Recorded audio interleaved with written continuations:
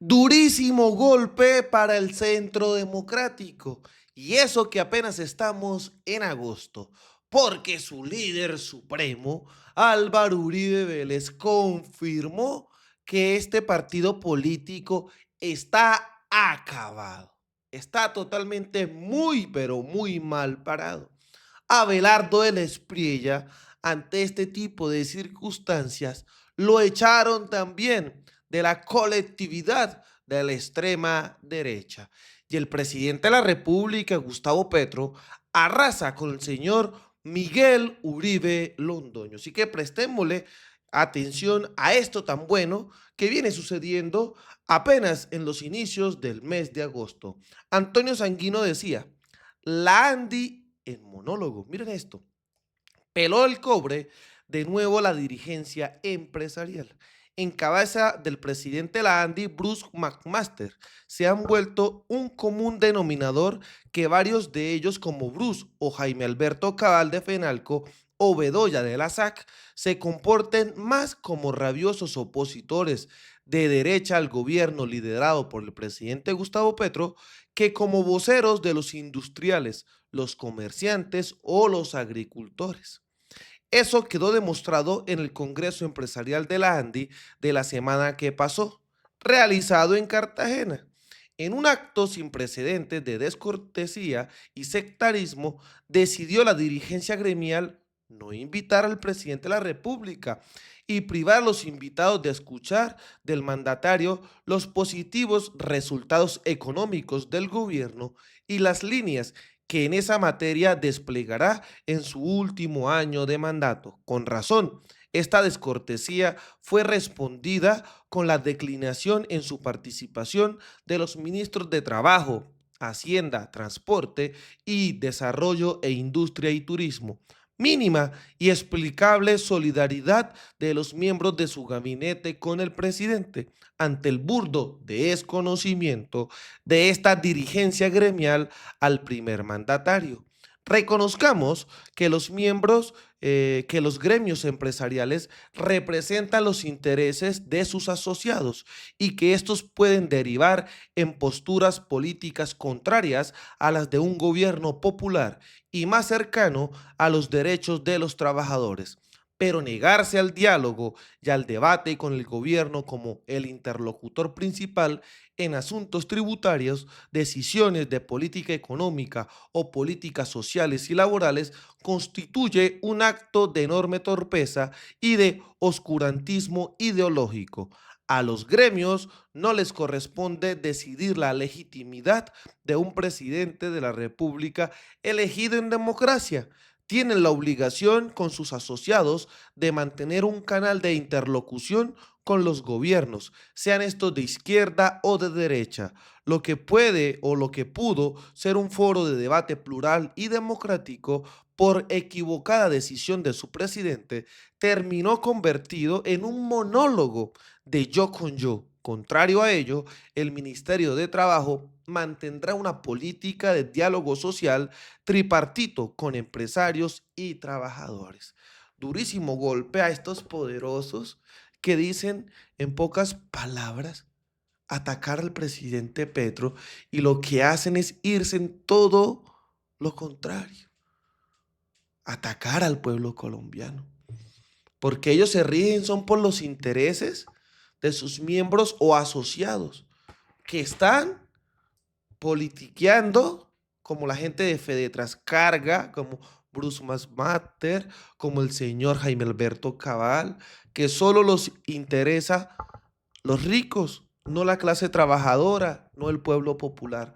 Por eso fue la tremenda jugada de Petro y sus ministros no participar, porque el que vale acá y la razón de ser de un gobierno es el mismo pueblo colombiano.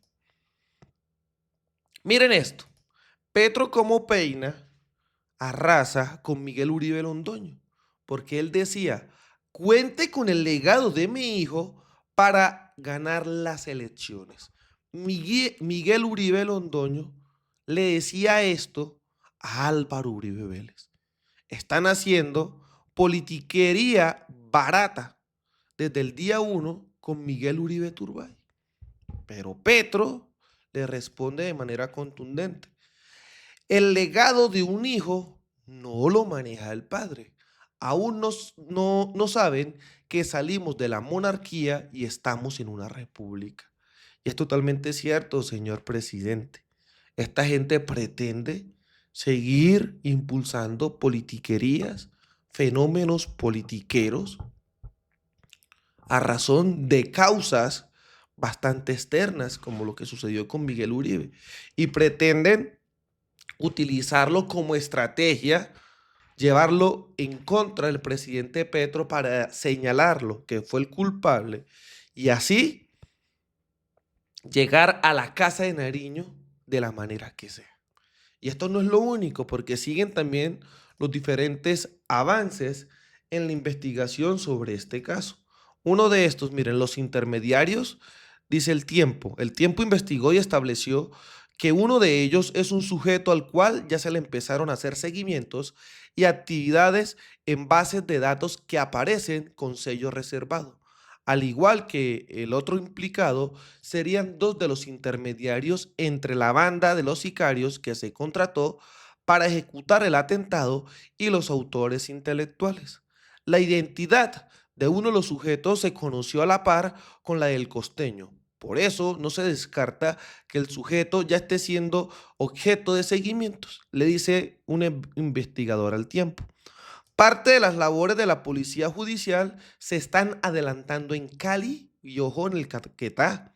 Hacia ese departamento apunta una de las líneas de investigación. De hecho, no se descarta que uno de los señalados intermediarios sea un sujeto que delinquió en ese territorio con Carlos Eduardo Mora, el conductor del Spark Gris en el que se entregó la Glock 9 milímetros al peladito.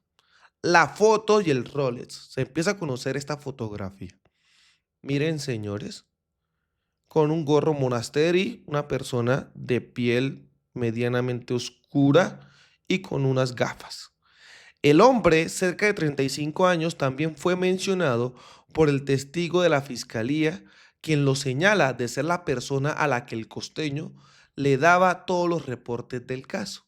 De hecho, ha llamado la atención de investigadores que las redes, el sujeto, fueron cerradas por un par de días, pero se volvieron a activar hace una semana. Y ya tienen una foto que publicó 6 días después de la muerte del senador. En la imagen se ve al sujeto con gafas oscuras mostrando un reloj Rolex avaluado en 56 millones de pesos. Las publicaciones de este hombre parecen ser un claro desafío a las autoridades. Aún no sabemos por qué no se ha detenido para que explique si tienen algún nexo con el crimen, tal como lo señaló el testigo de la fiscalía. Y agregó que tampoco se explican por qué no ha sido vinculado al proceso alias David, uno de los socios criminales de El Costeño. Chipi, el costeño, me dijo que la orden para cometer el atentado viene de las FARC desde el Caquetá y que David era el que lo estaba apoyando o afanando con el tal Byron. Y le preguntaba mucho cuando le decía por qué no se había roto la piñata. También le advertían que esos no eran juegos, que ya se había dado un adelanto, le dijo el testigo a la fiscalía, a los investigadores. Ahora se verifica si el Rolex fue comprado con la plata del botín que se pagó por el crimen de Miguel Uribe y que tras su muerte otros empezaron a reclamar. Miren esto, señores. Incluso María Fernanda Cabal le respondía luego de todo esto al presidente Petro y decía: Petro, su deber era proteger la vida de Miguel Uribe. Hoy se burla del dolor de un padre que es víctima del asesinato de su hijo. No hay cinismo más cruel. Y miren cómo quedan en evidencia las actuaciones del Centro Democrático y señalar de manera tajante y directa a Petro como el autor de este tipo de circunstancias. Y ese será el mensaje. Ese será el mensaje. ¿Qué sucede, señores? Álvaro Uribe Vélez confirma que los miembros, que el partido, que el Centro Democrático está totalmente destruido. Incluso echaron al mismísimo Abelardo del Espriella. Y miren esto. Y quiero referirme al tema de la política. Quiero referirme a este tema porque me parece de la mayor importancia tratarlo públicamente.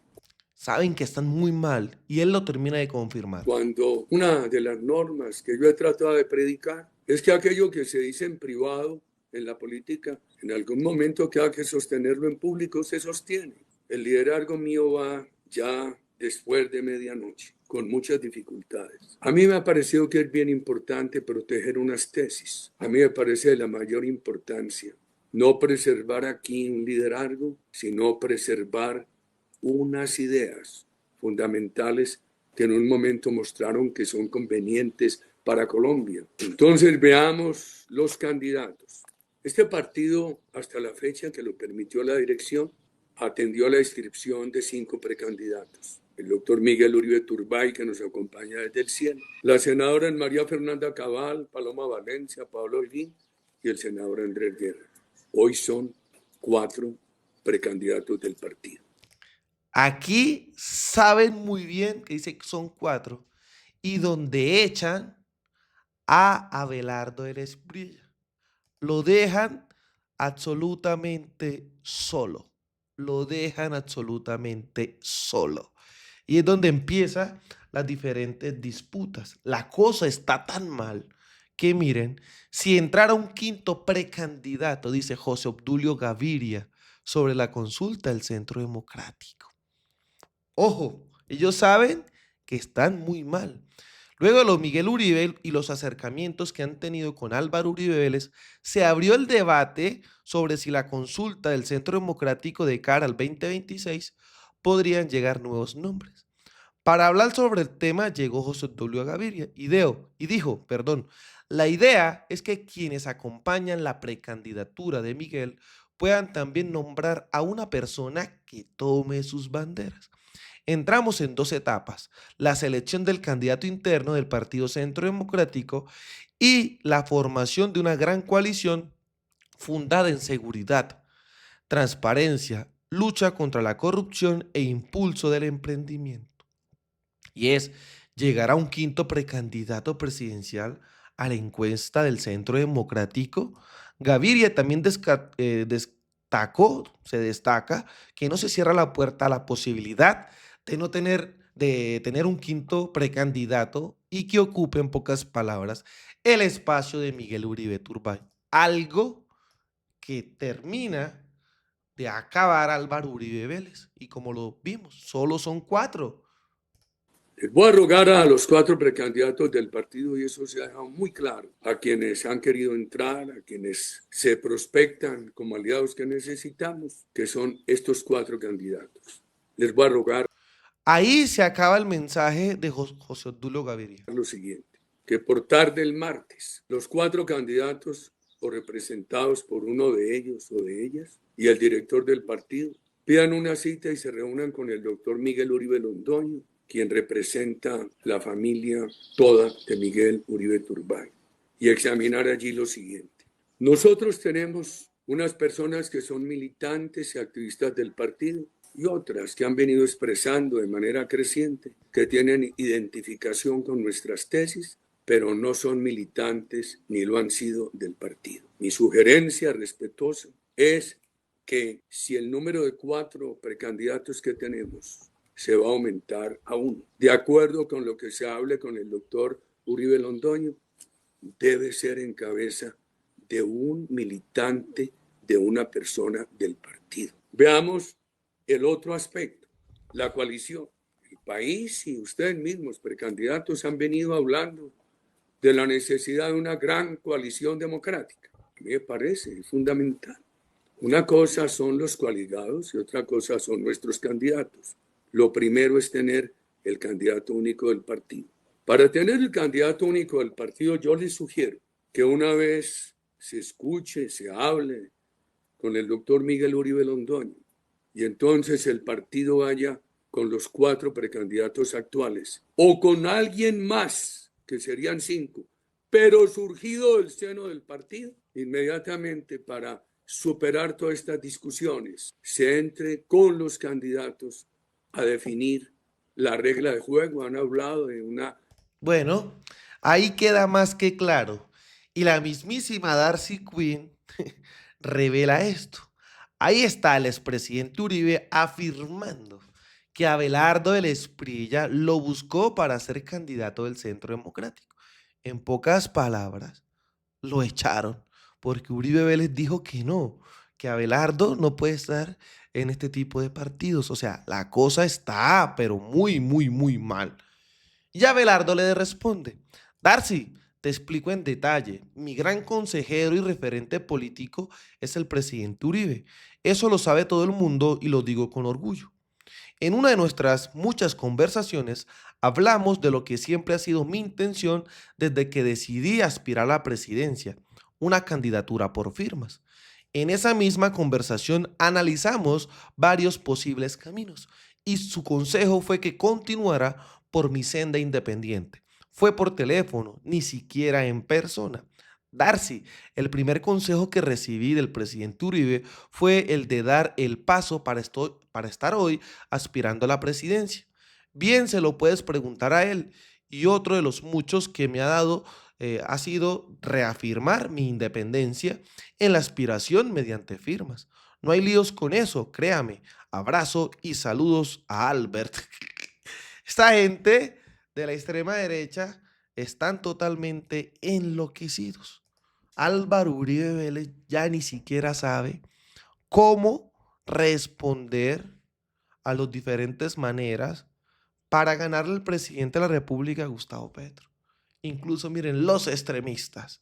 Ha enloquecido. Este señor confirma todo lo que viene pasando. Ciudadanos permanentemente nos acusan de extremistas. Aquí han Eso es mentira. buscado a toda hora quitarse ellos la realidad de que constituyen un proyecto chavista, castrista, madurista, un proyecto neocomunista. Hace 4 años hicieron todo el esfuerzo para quitarse ese señalamiento, pero con los hechos lo han demostrado. Ya se ciernen las amenazas a los medios de comunicación. Ya les interesa es que el dueño del medio de comunicación sea afín al gobierno, o si no lo amenazan con quitárselo. Lo nuestro es profundamente democrático. Aquí lo que hay no es un enfrentamiento entre una izquierda humanista y un pensamiento extremista. Aquí lo que hay es un enfrentamiento entre un gobierno neocomunista apoyado en el narcoterrorismo y una propuesta democrática para la recuperación de Colombia. Los llaman extremistas. ¿Extremistas por qué? Uribe Vélez enloqueció, porque incluso Petro le dijo, su momento, la política del amor, trabajemos en la construcción de un mejor país, trabajemos en darle a las futuras generaciones un mejor legado, un mejor territorio. Pero no, no, no y no. Uribe sigue diciendo que ellos fueron los salvadores de Colombia, que ellos fueron los que le brindaron las soluciones al país y demás. Petro lo dejó muy claro, diga la verdad y reconcíliese consigo mismo y con Colombia. Acoja la política del amor y deseche el odio le hace mal, porque la política del señor presidente es muy clara. Construyamos un país en torno a la paz, a la reconciliación, para que brindemos una mejor Colombia a sus hijos, a sus nietos, a sus hermanos, a sus padres, a todas nuestras generaciones. Y no como lo pretende seguir vendiendo Álvaro Uribe Vélez. El mensaje del presidente es claro: un mejor territorio en construcción de paz, amor y reconciliación, para darle las garantías suficientes a las futuras generaciones que desafortunadamente nosotros no pudimos tener. Desde la tierra del trueno, desde el Catatumbo, construyendo paz en resistencia y en reconciliación, soy libremente aquí, las cosas como son. Nos vemos en un próximo capítulo. Hasta pronto.